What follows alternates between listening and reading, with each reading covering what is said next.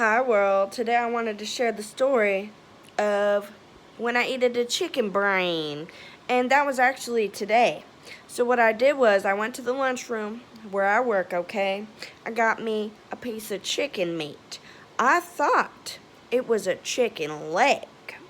I thought it was the chicken thigh, 'cause it got a skin flap on it covered in barbecue sauce.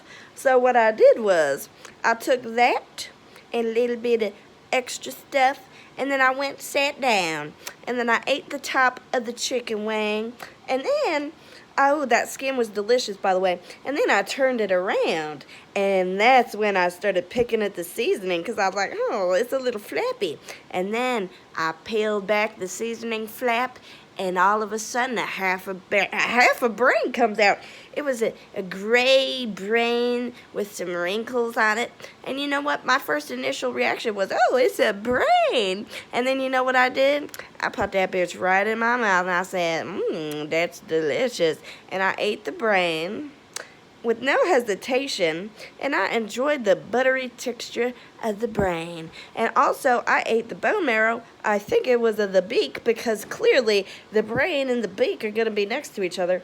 And then, after I was done eating all the meat off of it, I saw its eye socket.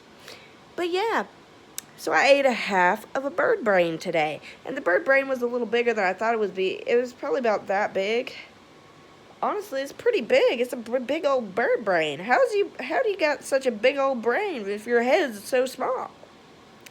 You know, I always thought a bird brain would be smaller.